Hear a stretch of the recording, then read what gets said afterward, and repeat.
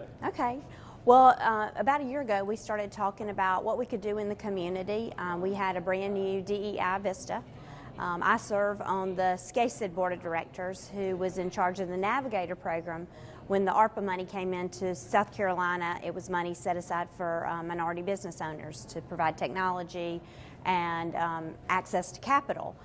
So we started talking about it, wanted to do something. We reached out to the mayor to gauge his interest, and he was on fire about it. And so it just kind of took off from there, and the committee grew with folks passionate about providing access to capital for minority entrepreneurs, women, and veteran entrepreneurs, so that they could stabilize their businesses or even better grow their businesses. So this is an opportunity to share knowledge, to make connections, and we hope that this will be something that will continue. We know that through partnerships across the board, we can provide the resources and support necessary for all businesses in South Carolina to prosper. And what would make you happy coming out of this event with people talking about it later? What would make you happy? What kind of things would make you happy to hear about this event? I would love to hear people say, oh my gosh, I met some amazing people and have connected with some great resources that have helped my business. I would love for people to say that was a very well done event, great agenda, great speakers. And more importantly, I would love for people to say, this was so important, we have to do it again. Anything else? Good. That's good. So I'm LaToya Gear. I'm the CEO of Community Works. We're a nonprofit financial institution that provides access to capital to small business owners as well as affordable housing developers. What are the biggest challenges in those areas? The biggest challenges for small businesses is, and for the most part, is being able to find access to capital. I think one of the other big things is that many business owners, they know their craft. They can run their business, but need a little bit of support around helping to build up their financial acumen and learning how to really grow and develop their businesses. As it relates to affordable housing developers who are also business owners, I think they are pretty much looking for opportunities and ways that they can make projects happen.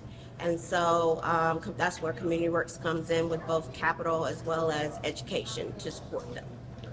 And what would make you happy? What are your goals for being a participant in this event here today? What do you hope happens? I hope that this event becomes an annual event here where business owners are able to get together, work together, collaborate, and share experiences to only further grow each other's businesses as well as add value to the economy. Okay, that's got it. Thank you. It's not working. There it is. Good. Thank you. For the fourth time, good afternoon. Good. It's good to see everybody here in the Electric City. Those that traveled in, appreciate you coming in. I see a lot of familiar faces, and you know, anytime you put on an event like this, when it rains, you go, "Oh my goodness, nobody's coming." But it's good to be here. It's good to have everybody here, and I think the summit is going to be an opportunity for all of us to learn. My name is Terrence Roberts, and I'm mayor of the city of Anderson, and I have been the mayor for, I'm in the middle of my fifth term. That's like 75 doggy years, you know. It's been quite a ride. It's been both exhilarating and challenging a lot of times all at the same time. You know, I am blessed to work with good people in our Anderson community and good people in the upstate South Carolina and the entire state.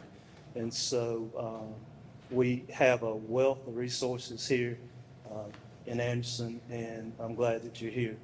I don't have any prepared notes, and if my wife was here, she would say y'all in trouble. But I would like to speak just for a minute from a personal point of view, and probably I wear a lot of different hats, but the one that kind of pays the bill is I'm a small business owner. And I was telling someone this July will be 36 years for me as a State Farm Insurance Agency.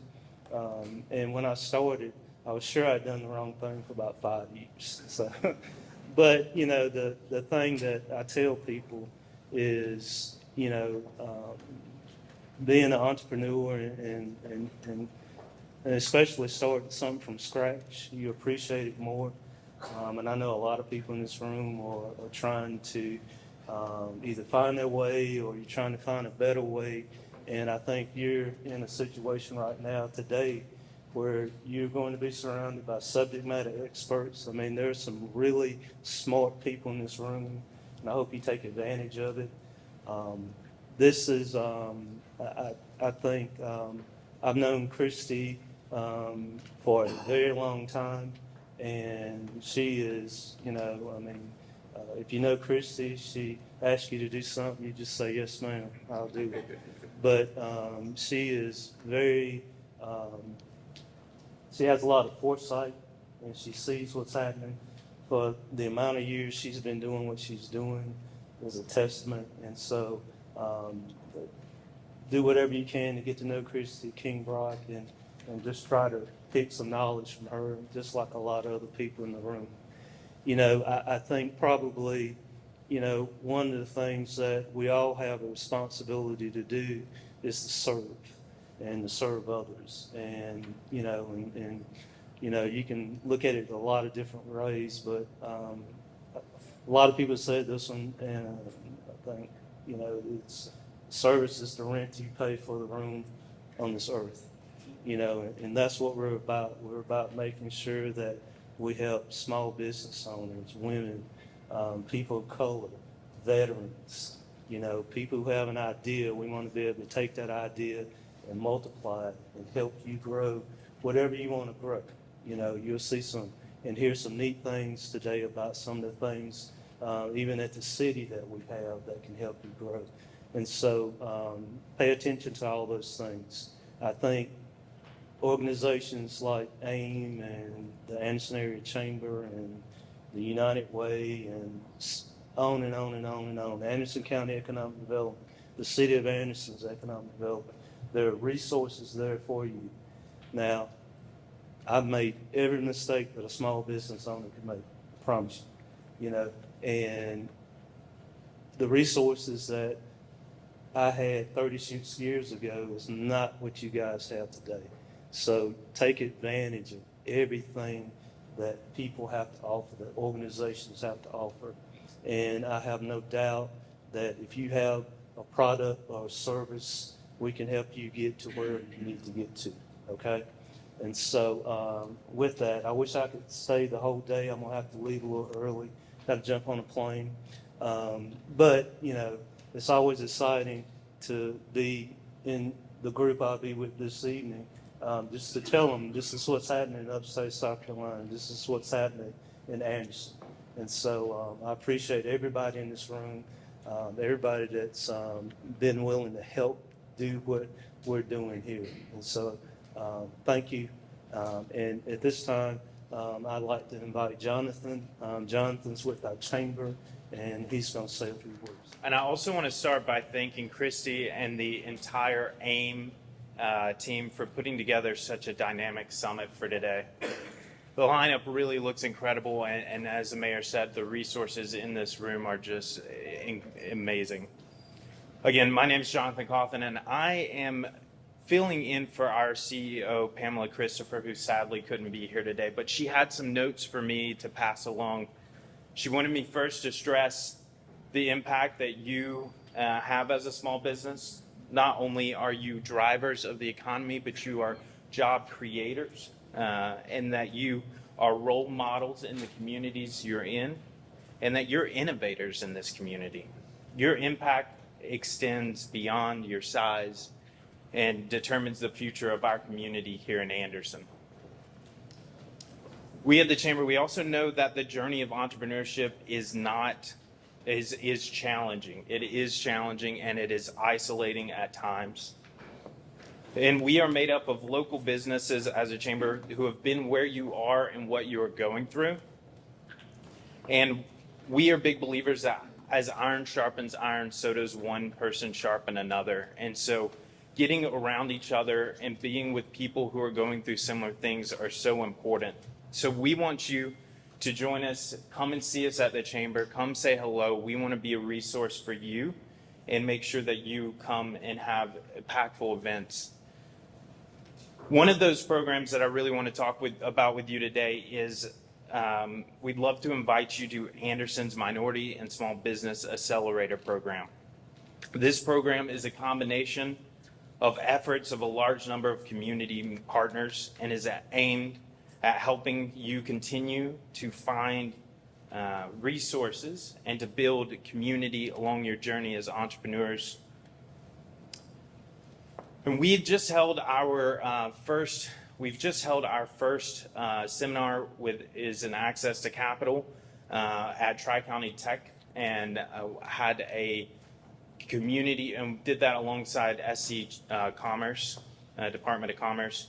But we also want to welcome this as a continuation of today, because there's so much information you're going to be learning here.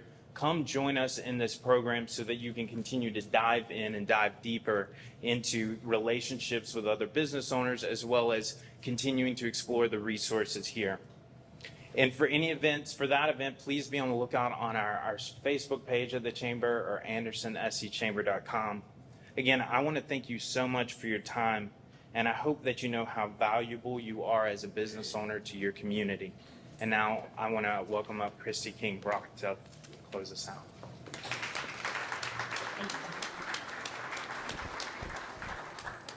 Well, yay. So many of you braved the weather to come and be with us today, and I thank you for that. I'm Christy Brock. I'm the Executive Director for AIM. And this started, we have our very first DEI Vista. And so we got together with a couple of our board members and staff to talk about what did we want to do? What did we want Shannon to be able to put together and do for this year? And this was an idea. And we started talking about it, it's been almost a year ago. And we called the mayor and wanted to run it by and gauge his interest. And Terrence was on fire. As he said, he was a small businessman. And the desire to have a minority business association he was passionate about that. And so we started growing because other people in the community were passionate about this work and bringing people together. So we're thrilled that we can host. So on behalf of my staff and board of directors, we welcome you here today. And we are excited about this first Economic Empowerment Summit. And we didn't fill the room, but it looks pretty good.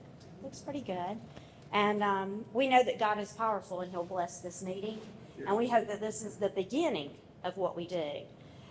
We couldn't have put this together, and if you've looked at the agenda, we've got some pretty amazing speakers, great breakout sessions. So we're blessed with, as Terrence said, the knowledge that's in this room that hopefully people can take something away. It wouldn't have happened if it weren't for the committee. So if you would allow me to recognize those folks, and if you'll wave your hand or stand up and be recognized, I would really appreciate it. First, of course, is our mayor, Terrence Roberts.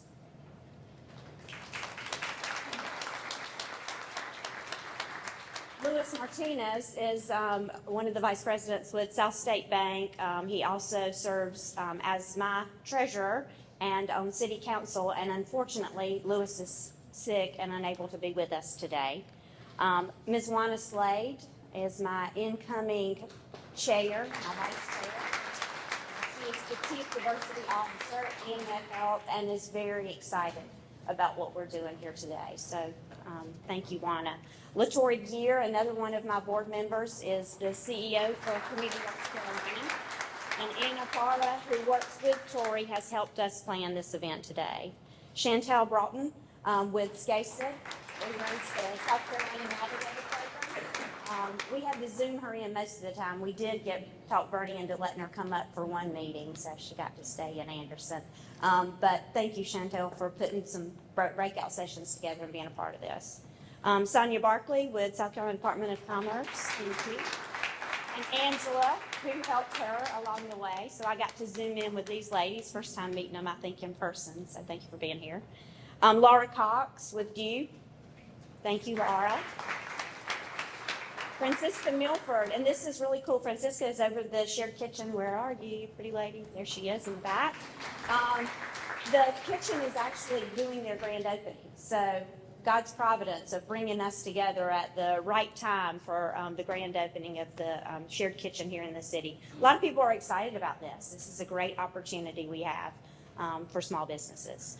Michael Deal. Mike is a past board member of mine and a great friend and a huge supporter of the work that we do. Tanya Childs, Amanda, and the Smart Marketing team, thank you all for all the work that you've done for this.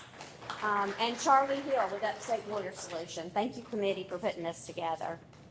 We also could not have been able to put this summit on without the sponsors that helped cover the cost of the event. So they're listed here. Please take an opportunity to look. But very quickly, I want to say thank you, ANMED, Smart Marketing, Duke Energy, South State Bank, Sisters of Charity, First Citizens Bank, Community Works Carolina, TD Bank, Dew, Self-Help Credit Union, Wood Forest Bank, the Urban League, the City of Anderson for your sponsorship. Also, Doug Wright with Senior Solutions is going to provide transportation from here to the shared kitchen and back so that we can go and take a look of the work that Francisca's doing here in the city. Ben Phillips provided us with the sound system so that we can hear a little better than we could if we didn't have this sound system.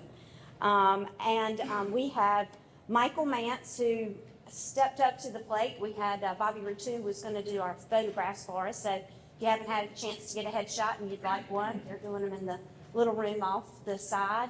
And Bobby had some illness in his family and was unable to come. So Michael Mance stepped right up to the plate. And he, in partnership with Karis Stewart, who was an AIT student.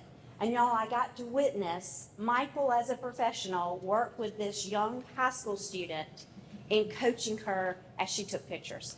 That's what it's all about. It's about mentoring. It's about coaching. It's about serving. So we know that partnerships with the city, the county, SCASA, Department of Commerce, Upstate Warriors, Community Work Carolina, Self-Help, the banking community, and our local chamber, that we can provide women, veteran, and minority business owners the things that they need: access to capital, access to knowledge, access to technology that can help their businesses prosper. It's our hope that we can continue this important work and take note of what Spartanburg and Greenville are doing. They're doing some pretty amazing things to help this sector. So I hope that we can do that as well. I hope you have a great afternoon. I hope you gain knowledge from your speakers. I hope you meet new friends and figure out ways to support one another. I hope we all can work together to make South Carolina a state where all businesses thrive. Thank you. I hope you have a great day. The breakout sessions, some are downstairs, some are in here. Is Susan in the room? Somebody that knows a little bit more about the logistics than I am, Sarah Ann? You want to tell them where the breakout sessions are? Again, thank y'all for being here. We look forward to a great, great afternoon.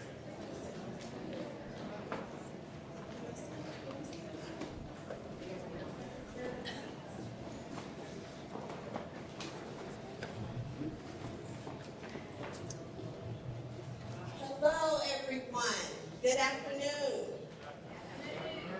I hope you all are excited about learning all that you can and getting all the information that you need to grow and expand your business.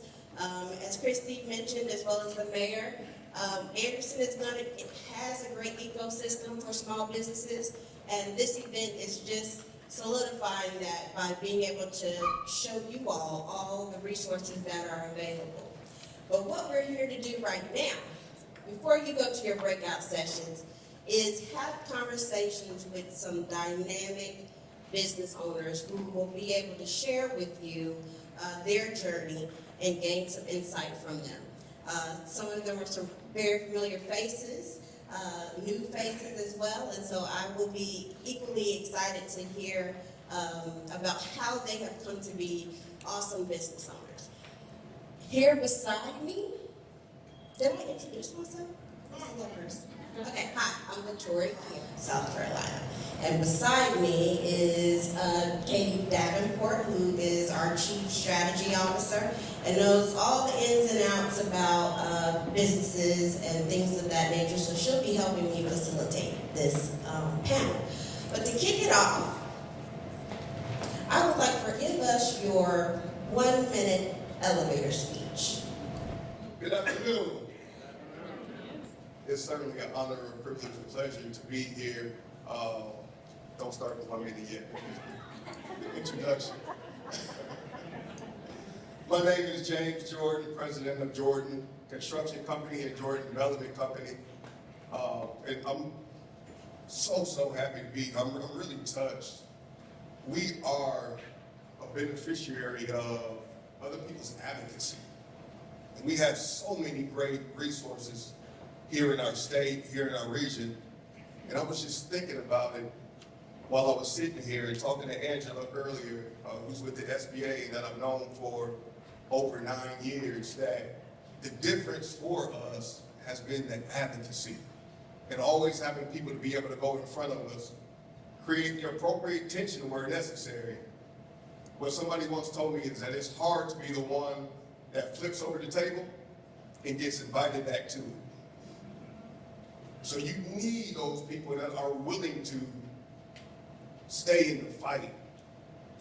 And it's a tough fight, but I also believe in the South Carolina model that says, while I breathe, I hope. I hope. We got a lot that we can say is wrong, but there's also a lot that we can agree on that's right. And today is proof of that. Advocacy. Thank you for all of the advocates in the room and for the hard, challenging, tiring, sometimes thankless work that you do so that people like myself and others can have an opportunity to be able to try to make a difference in our community. Give it up for y'all. Thank you. Okay, 1 minute starts now. So, James Jordan again. Jordan Construction Company, I'll start with that. We are a general contractor.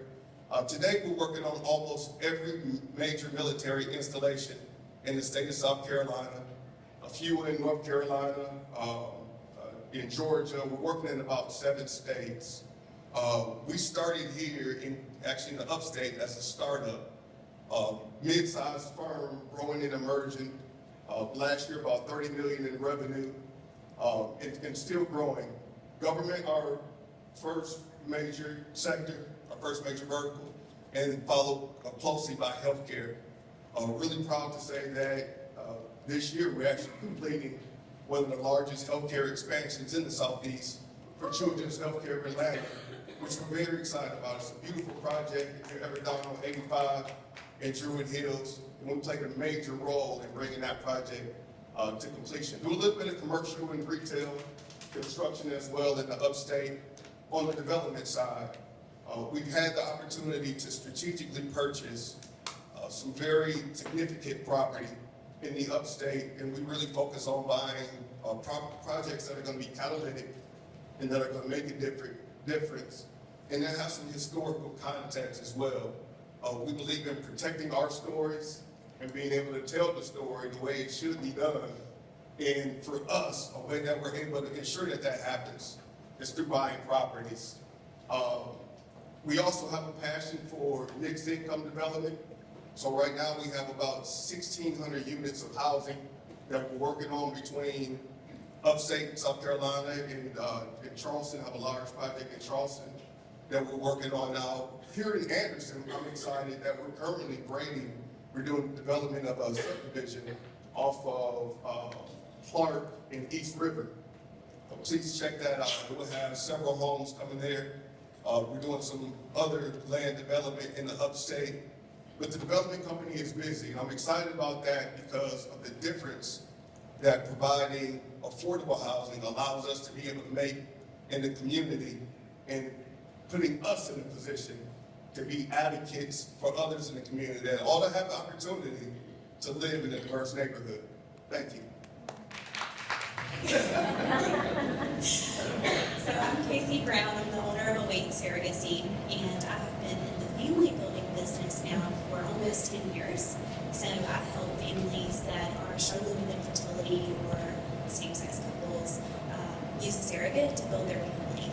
Prior to starting this, I started Quiverful Adoptions, which is South Carolina's largest adoption agency, where I did over 400 adoptions before I left there to pursue surrogacy full-time.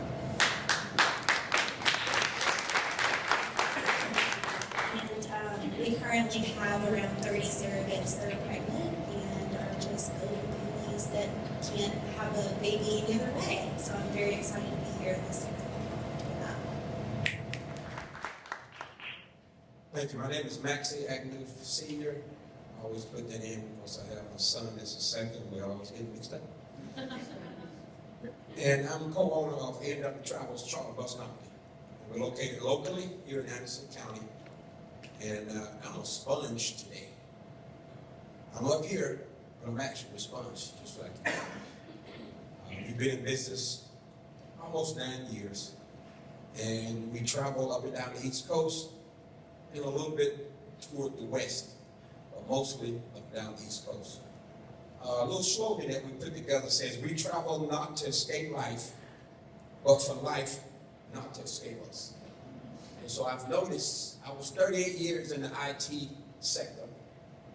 And when I came out, I wanted to do something that was for me. So I'm so happy God led me in this particular area, because seemingly when we go pick up a group, especially adults, and they see the bus coming, they jockey like elementary school kids. They're excited about getting away for a few days, just so they can unlax, or relax, or re-engage. So we're happy to be able to do that for them.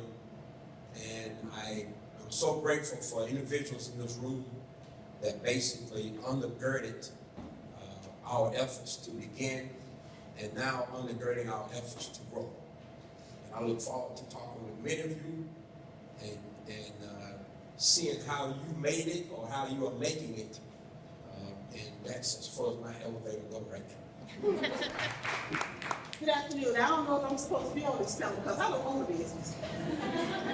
I work with SBA. My name is Angela Brewer, and I'm a business opportunity specialist with SBA. We are a federal agency, so I don't own SBA. I work for SBA. SBA is based on the premises of start, grow, expand, and recover.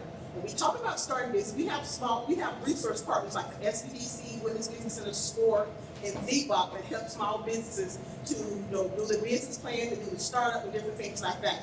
Then we have the grow and expand, where we have federal contractors. So if you have a business, the federal government spent over $700 billion last year. So if you have a business that falls in the realm of federal government, something the federal government buy, you can get into federal contracting. So you can grow and expand your business in federal contracting or through business loan. We don't do direct lending under the PPP or the EIDL. I know that's all you all know SBA about, but PPP and EIDL is gone. Hopefully don't come back. But we have PPP and EIDL. That's the only time SBA actually loaned directly during the pandemic, during disaster. So we do start, expand, grow, and recover. So that's what SBA does. For sharing your high level, your stories, and also about SBA, which is a great resource, and I think you can find them at a booth out in the lobby as well. So Katie, what questions do we have for our panel today? So I'm going to start with a question for Maxine James. I think everyone wants to know, like we all are successful from this panel, but sometimes it takes a little while to find that success journey. So can both of you share about your journey of starting your business as a minority entrepreneur and highlight any specific challenge or challenges you faced in starting that business compared to where you are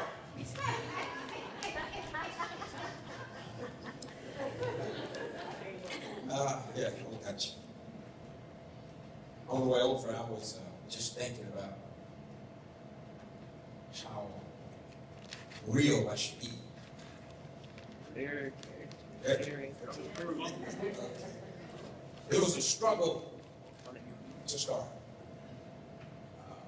I will say that my peers, charter bus company peers, helped us greatly to get started. Most of our peers have been in business 20, 25, 30 years. Here's a startup from scratch. Give you one example. We went to see a very successful company in Greenville, Gene's Bus Company. Gene was sitting there writing out about 50 checks. And her daughter, who was the general manager, said, these gentlemen would like to talk to you about starting a bus company. So she continued to write the checks, and then she looked up and said, so you all want to start a bus company, me and my partner? And we said, yes, ma'am. And she said, I got one word for you. Run!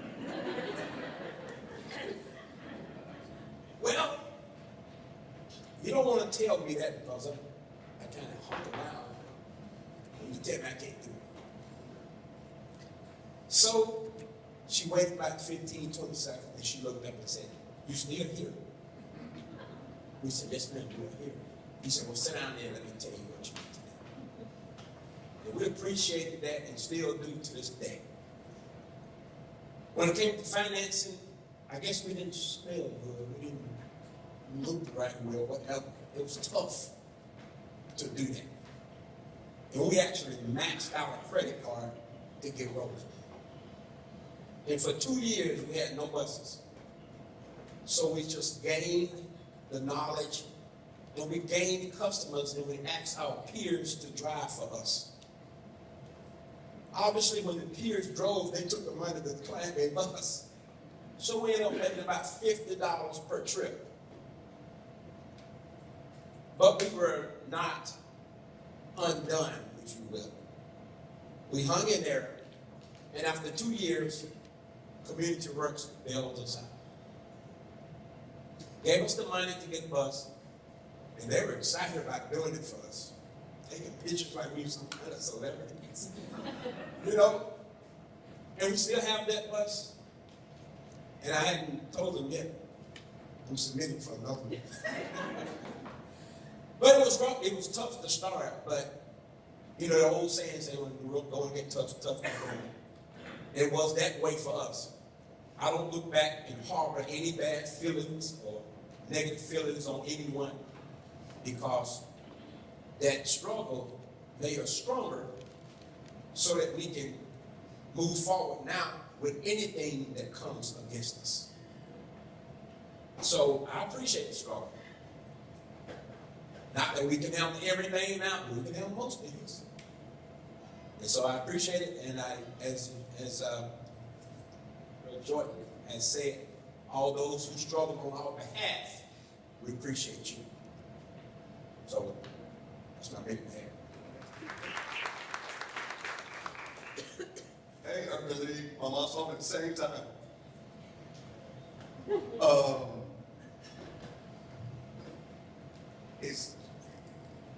It's a team. This is a team sport. And I think the earlier that you can put the team together, the better off that you're going to be. For my entrepreneurial journey, it was necessary to sit down and have a discussion with the family. Because what we're getting ready to get involved in is going to impact our family dynamic. I'm so excited that my 20-year-old daughter, sophomore at Clemson, is here to see me today, Mariah. Say hi, Mariah. But my decision to be in business was going to impact my daughters. It impacted my relationship with my sister, my mother, who also both work inside the company. But we got to be fortified as a unit if this business is going to be successful. Internally. There's other people externally too that are a part of the team. That SBDC became a part of the team early. The SBA became a part of the team early. I used to hang out at the SBA office in the Strong Thurman building like it was a college campus. For every We didn't call them 7J trainings back then. They had a different name, but for every training that was put on, they allowed us to be there. And even when the trainings weren't put on, they allowed us to be there. The SBDC, we would sit on the computer and look at business opportunities on Fed InSops until my eyeballs were dry. But these were folk that were investing time with us, and time in us. And it goes beyond that, to the accountant, to the right attorney, to sometimes in the beginning, it's hard. It's hard because you're hiring who you know and who you can afford. And it's hard. My challenge one day became, you know what, we gotta go find who we need. And we might have to stretch a little bit to be able to afford that right help, but that's what we're gonna need to be able to scale and to be able to go in and have some of the sophisticated conversations that we need to have and really get considered for that next level of opportunity. So we invested heavily in our accounting systems, processes, and the people to be able to help us run them. But we stopped looking at it as just an expense line, and we started looking at it as this is an investment. The return on investment may take some time, but we need to know for certain that we crossing all of our T's and dotting all of our I's, and I can sleep at night knowing that we paid the tax man every dollar we were supposed to pay them, and nobody's coming back for us later. Yes. We're in a different game, and I understand some of what comes with that and what the potential exposures can be. That's why I go back to that family piece of us ensuring that we're all making the right decisions so that we can stand on a solid foundation as we try to continue to build. There's a lot that you don't know when you first hop into it. But what you all did was take time to plan and start small and grow. The communication that you discussed, James, about having a conversation with your family, that is so important because you're ultimately married to that business as well, right? And it takes up a lot of your time and commitment. So thank you both for sharing those challenges and how you overcame them. So my next question is for Casey. In starting your business and in overcoming adversity, what strategies or resources did you find most effective in growing your business? So I think the thing that has made me most successful is being vulnerable. So the companies that I started, both of them have been off of my own personal journey of infertility. So I'm a woman that has gone through infertility. And the first company was an adoption agency, the second company, a surrogacy agency. And so I'm working with families that struggle with infertility. I know what they've been through. I know what the shots are like. I know what it feels like to take a pregnancy test and not be positive. I know the heartache that they're experiencing every day when they just want to be a mom. So I really believe that that's what has made me successful, is being able to have that go-to moment with them and knowing what they're going through, what they've been through, and where they're headed. I'm now a mom of 5 kids, so that's cool.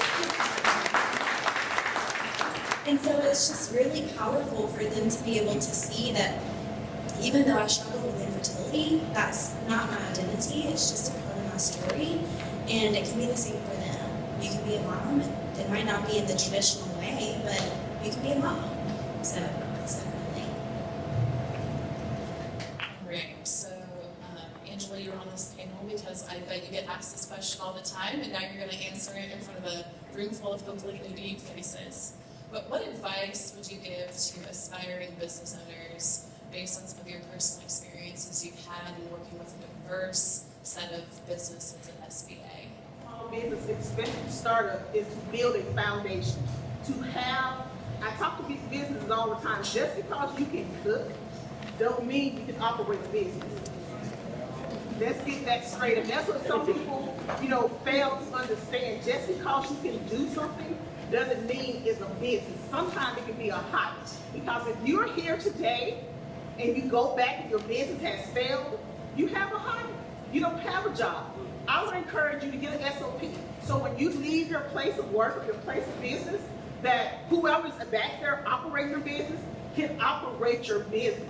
Your business will not fail. That's what a lot of businesses fail at, because they don't have a mind or the foundation in order to start a business. They can say, I can cook. Everybody like my cooking. My family say my cooking is good.